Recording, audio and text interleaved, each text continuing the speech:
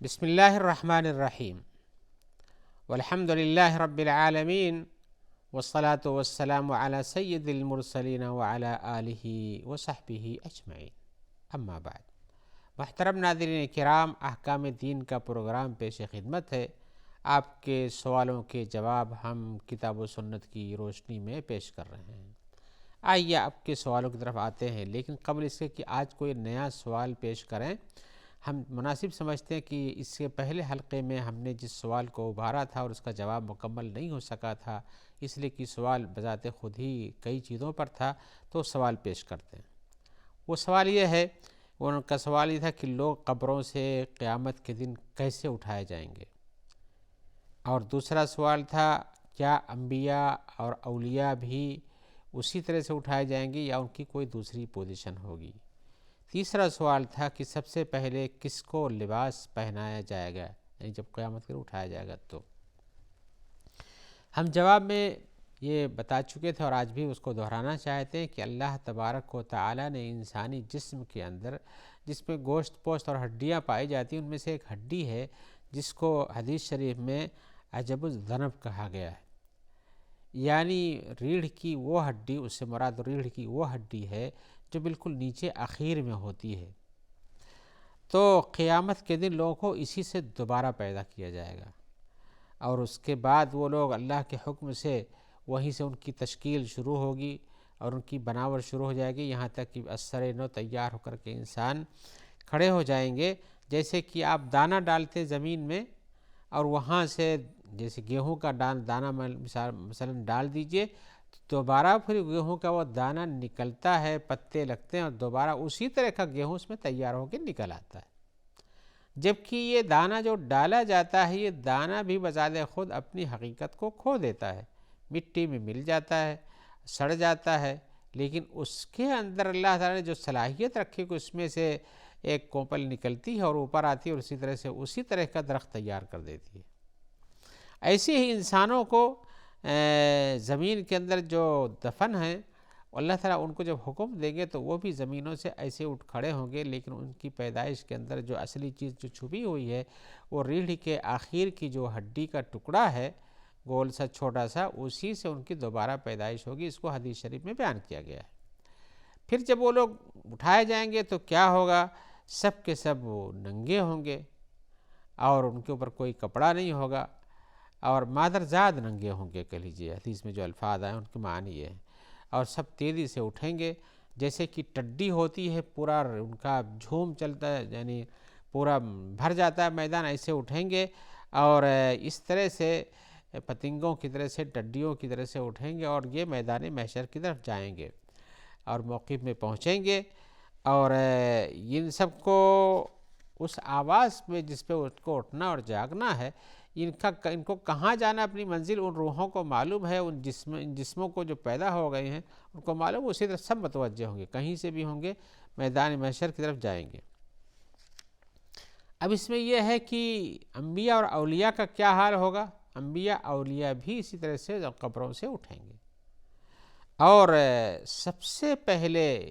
اس قیامت کے وقت جب یہ لوگ زمین سے اٹھنے والے شروع ہو جائیں گے، تو سب سے پہلے رسول اللہ صلی اللہ علیہ وسلم اپنی قبر سے باہر آ جائیں گے، اور اسی طرح سے اگر اس وقت موقع پر جو سور پھونکا جائے گا اسرافیل کا، جس کی بنیاد پر سارے لوگ اٹھ بیٹھیں گے اور وہ پریشانی کے عالم میں ہوں گے، تو سب سے پہلے جس کو اس سے سور کے پھونکنے کے بعد سے اچھی پوزیشن میں آنے کی صورت حاصل ہوگی، وہ بھی رسول اللہ صلی اللہ علیہ وسلم ہوں گے۔ یعنی قیامت قائم ہوگی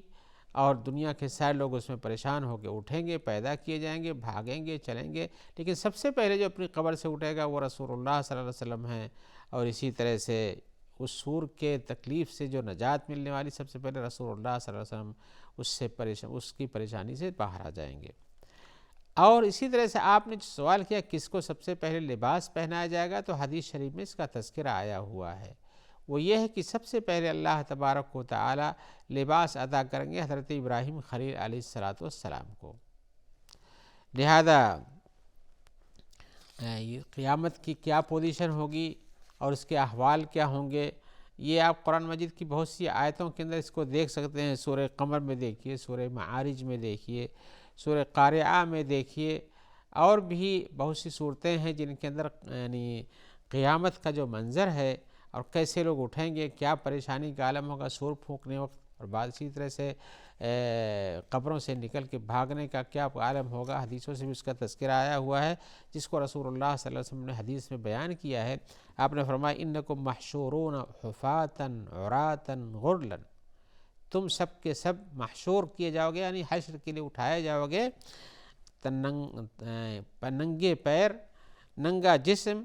اور اسی طرح سے مادر ذات ننگا رہے گا، یعنی جس پر کوئی بھی کپڑا نہیں ہوگا. پھر آپ نے فرمایا قرآن مجید کی ایک آیت پڑھی جو یہ ہے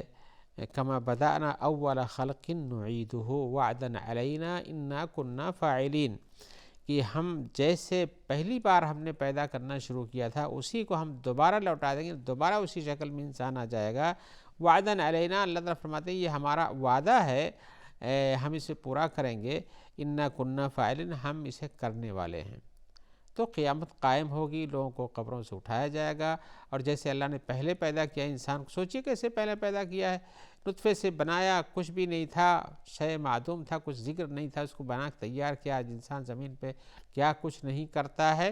ایسے ہی جب مر جائے گا دوبارہ بھی اٹھانے پر اللہ تعالیٰ اسی طرح سے قادر ہے. تو اسی حدیث کے اور میں آپ نے اور فرمایا آگے کہ سب سے پہلے قیامت کے دن حضرت ابراہیم علیہ السلام کو لباس پہنایا جائے گا، اور میرے امت سے کچھ لوگ ہوں گے جن کو دائیں بائیں بھگایا جائے گا. فاقول، تو میں کہوں گا اصحابی، میرے ساتھی ہیں، سب میری امت کے ہیں، میرے ساتھی ہیں. فیقول انہم لم یزالوا مرتدین علی اعقابہم منذ فارقتہم، تو جواب دیا جائے گا کہ یہ لوگ تو آپ کے جانے کے بعد، یہ لوگ آپ کی دعوت کو جانتے ہوئے بھی اپنے ہی کاموں پر تھے، اور اپنے طریقہ کار، رسول کے طریقہ کار کو چھوڑ کر مرتد ہونے کی یعنی لوٹ گئے تھے، ارتداد کی زندگی گزارنے لگے تھے. فاقول کما قال العبد الصالح، تو میں جواب میں کہوں گا جیسے کہ نیک بندے نے جواب دیا. وہ نیک بندے جن کو آپ نے مراد لیا ہے وہ حضرت عیسیٰ ہیں. کیا کہیں گے؟ وَكُنْتُ عَلَيْهِمْ شَهِيدًا مَا دُمْتُ فِيهِمْ، اور میں ان پر گواہ تھا جب تک کہ حاضر تھا، ان کے کاموں کو نگرانی کرتا دیکھتا تھا جب تک کہ میں تھا. اور اس کے بعد پوری آیت پڑھی، اور اس کے بعد اللہ نے کہا کہ وہ فرمایا ہے کہ حضرت عیسیٰ کے کلام میں کہ میں جب وفات پا گیا تو آپ ہی اس پہ نگراں تھے، اللہ تعالیٰ ہی دیکھنے والا ہے. تو جب کچھ بعد میں لوگوں نے کیا ہے وہ اللہ کی نگرانی میں ہو رہا ہے، اسے کچھ مشکل نہیں ہے کہ لوگ جھٹلا سکیں گے. اور حدیث میں اور بھی آیا ہے، بخاری اور مسلم کی حدیث میں ہے ان الناس یسعقون، لوگوں کو اس سور پھونکنے کی بنیاد پر بے ہوشی آ جائے گی. فاکون اول من تنشق عنہ الارض، تو سب سے پہلے میں آدمی ہوں گا جس سے زمین پھٹے گی، میں باہر آ جاؤں گا. تو یہ حدیث میں بھی آیا کہ فاکون اول من یفیق، میں سب سے پہلے ہوں گا جس کو اس ساقہ سے، یعنی ان کی حضرت اسرافیل کے سور کی آواز کی جو تکلیف لوگوں کو ہوگی اس میں سب سے پہلے مجھے افاقہ مل جائے گا. تو آپ کے سوال کا جواب یہ ہے کہ سب سے پہلے لباس حضرت ابراہیم کو پہنایا جائے گا. انبیاء اور اولیاء سب کی بعثت قبر سے ایک ہی انداز کی ہوگی، اور اسی طرح سے سب کو اسی ہڈی سے بنایا جائے گا، لیکن سب سے پہلے اس میں رسول اللہ صلی اللہ علیہ وسلم ہوں گے جو قیامت کے ان آثار سے ان کو چھٹکارا مل جائے گا. آئیے ہم ایک اور سوال کی طرف آتے ہیں. سوال یہ ہے، پوچھتے ہیں کہ کیا حضرت علی رضی اللہ تعالی عنہ کسی کی مدد کرتے ہیں کہ لوگ ان کو یا علی کہہ کر پکارتے ہیں؟ تو ہم جواب میں کہیں گے کہ یا علی اگر وہ حضرت علی کو مراد لیتے ہیں، جیسا کہ ظاہر یہی ہے، اس لیے کہ زمانے میں رواج اسی کا ہے، اور کچھ مذاہب کی بنیاد پر اس طرح سے ان کے لیے ندا کرنا درست مانتے ہیں لوگ، اور بہت سارے ایسے ہیں جو گمراہی کے اس عالم میں ہیں. تو یہ اس طرح سے کہنا درست نہیں ہے. آپ حقیقی اور تاریخی اعتبار سے دیکھیے، اگر یا علی کہنے سے کسی کی مدد ہو جاتی، یا حسین کہنے سے، یا پیر دستگیر کہنے سے، یا غوث اعظم کہنے سے، یہ سب کچھ اگر ہوتا کہ یہ پکار کو سنتے اور مدد کرتے ہیں تو حضرت علی کو ان کے حیات میں قتل کیا گیا، کیا وہ اپنی مدد نہیں کر سکتے تھے؟ اسی طرح سے اس کی پلاننگ تیار کی قتل کرنے کی، کیا انہیں کچھ پتہ نہیں تھا کہ اس پلاننگ کو فیل کر دیتے؟ یا قاتل جب پہنچا تھا تو بجائے اس کے کہ قد مقتول ہو جاتے اسی کو پکڑوا لیتے؟ اگر حضرت علی دوسروں کے کام آتے ہیں تو اپنے کام کیوں نہیں آئے؟ کیوں نہیں ایسا ہوا؟ تو ایسی صورت میں یہ دعویٰ کرنا کہ وہ مصیبت کے وقت ہماری مدد کرنے کو پہنچتے ہیں اور اسی طرح سے ان کے ذریعے سے ہم اپنی زندگی میں فائدہ اٹھاتے ہیں، یہ سب ڈھکوسلے ہیں، یا ایک کہ کہہ لیجئے ان لوگوں کی طرف سے باتیں کہی جاتی ہیں جو عوام کو گمراہ کرتے ہیں۔ اور کچھ ایسے بھی ناسمجھ ہیں جو اپنی زندگی میں کہتے ہیں، جن کو کچھ عوام کے درمیان مقبولیت حاصل ہے کہ ابھی تو میں زندہ ہوں، مر جاؤں گا تو میرے پاس پاور اور بہت زیادہ ہو جائے گا، کہیں سے پکارو گے میں سنوں گا اور ایسا ہوگا ویسا ہوگا، یہ سب کہتے ہیں۔ اللہ کے رسول صلی اللہ علیہ وسلم کہتے ہیں کہ میرے اوپر درود بھیجو تو فرشتے پہنچاتے ہیں مجھ تک، اور یہ ہے یہ خود ہی سنتے ہیں سب جن کے دعوے غلط ہیں۔ تو حقیقتاً یہ سب لوگوں نے کھانے پینے کے راستے بنا لیے ہیں اور یہ شرک کی طرف لے جانے کا ایک راستہ ہے۔ اگر کوئی اسی اعتقاد کے ساتھ یا علی یا پیر دستگیر وغیرہ کہتا ہے کہ وہ ہماری آواز کو سنتے ہیں اور ہماری مدد کو پہنچتے ہیں، اور اس قسم قصے بھی بہت سارے گڑھی ہوئی کتاب موجود ہیں، آپ وہ نے شاید کبھی سنا بھی ہو، یا کہ اس قسم کی مجلسیں جو ان کی لگائی جاتی ہیں جہاں یہ سب قصے کہانیاں اور قوالیاں پڑھی جاتی ہیں، ان میں یہ سب چیزوں کا تذکرہ بھی آتا ہے کہ وہ ایسا ہوا تو وہاں پہنچ گئے تو کشتی سنبھال دیا تو اس کو کام آ گئے اور یہاں ہٹا لیا، یہاں بچا لیا۔ حالانکہ یہ قصے ان کی سند ڈھونڈیے، ان کی تاریخی حیثیت ڈھونڈیے تو کہیں کچھ نہیں ملتا ہے کہ کہاں ایسا ہوا اور کس نے ایسا کیا ہے۔ لیکن کتابوں میں نقل کرتے کرتے پھیلاتے پھیلاتے لوگوں نے جھوٹ کو صحیح بنا لیا اور اس پر عوام کو گمراہ کر کے ان کے عقیدے میں داخل کر دیا، اور اس عقیدے کے پیچھے ان کا مال لوٹنا یا کچھ کرنا یہ سب داخل ہوتا ہے۔ لیکن بہرحال یہ کام شرک کے درجے میں ہے، اور اسی طرح سے کسی کے پاس یہ پاور نہیں ہے، خاص طور سے مرنے کے بعد۔ زندگی میں تو آدمی زندہ رہتا ہے جب تک تو کچھ کر سکتا ہے کہ چلو آپ نے بلایا، آپ کے پاس تھا، پڑوس تھا، دور تھا، آپ نے وہاں تک خبر پہنچائی تو آپ کی مدد کے لیے آ گیا ہے، لیکن مرنے کے بعد یہ تو سوال ہی پیدا ہوتا ہے۔ اللہ تعالیٰ فرماتے ہیں وَإِن يَمْسَسْكَ اللَّهُ بِضُرٍّ فَلَا كَاشِفَ لَهُ إِلَّا هُوَ، اگر آپ کو کوئی تکلیف پہنچتی ہے تو اللہ تعالیٰ ہی اس کو ہٹا سکتے ہیں۔ زندگی میں بھی اللہ، یعنی لوگوں کی زندگی میں جب آپ طلب کرتے ہیں تب بھی اللہ ہی ہٹانے والے ہوتے ہیں، اور مرنے کے بعد تو ظاہر بات ہے وہ تو آ ہی نہیں سکتے آپ کی مدد کو، چاہے آپ قبر بغل ہی میں ان کی قبر کے اندر وہیں سامنے کھڑے ہو کر پکاریں تو بھی کچھ نہیں ہوتا ہے، اس لیے کہ مردے سنتے تو ہیں نہیں۔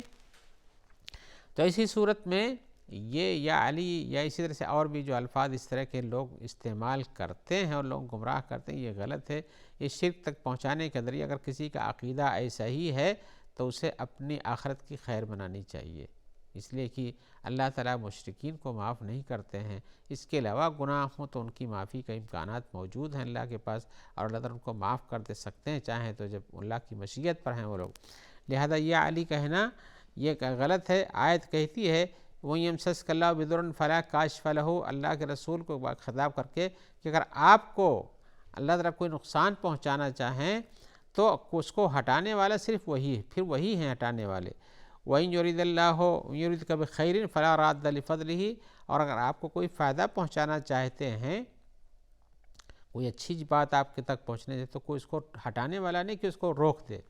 اللہ تعالیٰ کا فضل جس کو چاہتا ہے یصیب بہ من یشاء من عبادہ هو الغفور الرحیم، اور جس کو چاہتا ہے اپنے بندوں میں اس کو پہنچاتا ہے فائدہ، اور جس کو نقصان پہنچنا ہوتا ہے اللہ کی طرف سے پہنچتا ہے تو وہ بھی ہوتا ہے، کوئی روک نہیں سکتا ہے۔ وہ الغفور الرحیم، اللہ تعالیٰ ہی غفور الرحیم ہے۔ تو حقیقتاً اس قسم کی جتنی خرافات کی باتیں لوگوں کے یہاں مشہور اور چل رہی ہیں، یہ شرک پر پہنچانے کا راستہ، لوگوں کو اپنے عقیدے کو درست کرنا چاہیے، درست کرنا چاہیے، اور کسی کو بھی اس طرح کے خطابات دینا یا اس کا پاور بڑھا دینا، اور یہاں تک لوگوں نے اس گمراہی میں ہاتھ ڈال دیا ہے کہ آدمی زندہ رہتا ہے، اس کے کچھ معتقدین ہوتے ہیں، وہ کہتا ہے مرنے کے بعد ہمارا پاور بڑھ جائے گا، اور ہوتا کیا ہے اس کی آل و اولاد اس کی جگہ پہ قبر پہ مجاور بن کے کھاتے ہیں، اور کچھ نہیں ہوتا اس کے علاوہ۔ تو حقیقتاً یہ غلط چیز ہے، یہ سوال ہی غلط تھا کہ لوگ یا علی کہہ کے ان سے مانگتے ہیں، یہ سوال غلط ہے. کسی کو کوئی مانگنا نہیں چاہیے، صرف مانگنا تو اللہ سے مانگنا چاہیے، اللہ کو پکارنا چاہیے. آئیے ہم ایک اور سوال کی طرف آتے ہیں. سوال میں پوچھ رہے ہیں کہ قرآن مجید کی ہم نے کئی آیتیں پڑھی ہیں جسے زانی اور زانیہ کے بارے میں آیا ہوا ہے کہ ان کو کوڑے لگاؤ، اور جو لوگ اس طرح سے لوگوں یعنی پاک دامن عورتوں پر تہمت لگا دیتے ہیں تو ان کو بھی کوڑے لگاؤ، ان کو گواہ نہ ملے تہمت لگانے کے بعد زنا کا مثلاً، تو ان کو بھی 80 کوڑے مارو. اور اسی طرح سے آیتوں کو بھی تذکرہ کیا انہوں نے. اور اسی طرح سے چور کے بارے میں آیا ہے السارق والسارق فاقطعوا ایدیہما، کہ چور اور چورنی کے دونوں ان کے ہاتھوں کو کاٹو، انہوں نے جو گناہ کیا ہے اس کے بدلے میں. یہ پوچھنے سوال ان کا یہ ہے کہ یہ لوگ جو لوگ اس طرح کے بڑے بڑے گناہ کرتے ہیں، ان کو گناہ کبیرہ کہا جاتا ہے، یہ سب کام جس کا تذکرہ آیا ہوا ہے. یہ لوگ بڑے بڑے جو گناہ کرتے ہیں اور ان کے اوپر کوئی شرعی حکم نہیں لگ پاتا ہے، جیسے کوڑا مارنے کی بات ہے تو، اور وہ بلا اپنی اس گناہ سے توبہ کیے ہوئے مر جاتے ہیں. اصلی سوال ان کا بھی یہاں پر ہے. تو جب اس پوزیشن میں وہ گناہ کیے اور ان کے اوپر کوئی شرعی حد نہیں جاری ہو سکی اور مر گئے اور توبہ بھی نہیں کیے تھے اپنے اس گناہ سے، تو ان کا حکم قیامت کے دن کیا ہوگا؟ سوال تو واقعی بہت مشکل ہے، اس لیے کہ بہت سارے ایسے لوگ ہیں جو اس طرح کام کرتے ہیں اور ان کے اوپر ایسی چیزیں نافذ نہیں ہو پاتی ہیں، یا کہ پتہ ہی نہیں چلتا ہے، گناہ کرتے ہیں توبہ نہیں کرتے ہیں. مشکل یہ ہے کہ آدمی کا گناہ شرک بھی معاف ہو سکتا ہے، یہ گناہ کبیرہ کی بھی انسان انتظام کر سکتا ہے اپنی زندگی میں، نہیں کرتے ہیں تو حقیقتاً کیا ہوگا؟ تو ان کا جواب میں ایک حدیث پڑھتا ہوں کہ ایک قرآن مجید کی پہلے آیت سنا دوں. ان اللہ لا یغفر ان یشرک بہ یغفر ما دون ذلک، اللہ تعالیٰ شرک معاف نہیں کرتے، اس کے علاوہ چیزوں کو معاف کر سکتے ہیں. اور حدیث میں ایک آیا ہوا ہے کہ رسول اللہ صلی اللہ علیہ وسلم نے فرمایا، حضرت عبادہ ابن الصامت کو کی حدیث ہے، اور آپ نے پوچھا کہ کیا تم لوگ اس بات پر مجھ سے بیعت کرو کہ اللہ کے ساتھ کچھ شرک نہ کرو، زنا نہ کرو، چوری نہ کرو. اور اس کے بعد آپ نے وہ آیت پڑھی جس میں عورتوں سے بیعت لی جاتی ہے، سورہ ممتحنہ میں ہے. تو آپ نے اس کے بعد فرمایا تو جب تم ایسا کر لو گے تو تم میں سے جو آدمی اس کو پورا کر لے گا اس کا اجر اللہ پر ہے، اور جو اس میں سے کسی گناہ کو یعنی چوری وغیرہ کے گناہ کو پہنچ جائے تو اللہ تعالیٰ اس کے لیے عقاب دے، اس کو سزا ہو جاتی ہے، اور جس کو اللہ تعالیٰ چھپا کے رکھے تو اس کا معاملہ اللہ کے پاس ہے. جواب یہ ہے کہ ایسے قسم کے لوگوں کا معاملہ اللہ کے پاس ہے، اللہ کے ان کی معافی ہو سکتی ہے. گناہ کبیرہ کی بھی اللہ تعالیٰ معاف کر سکتے، اسی کی شرک نہیں ہے، لیکن گناہ سے بچنا چاہیے، توبہ کرنا چاہیے. آئیے اسی جواب کے ساتھ ہم آپ سے اجازت چاہتے ہیں، اس امید کے ساتھ کہ انشاءاللہ جلد ہی آپ سے ملاقات رہے گی اور آپ کے سوالوں کے جواب ہم کتاب و سنت کی روشنی میں پیش کریں گے. اللہ تعالیٰ آپ کو خیر سے رکھے، اور جو لوگ آپ تک اس پروگرام کے پہنچانے میں مددگار ہیں ان سب کو بھی اپنی عافیت میں رکھے. والسلام علیکم ورحمۃ اللہ وبرکاتہ.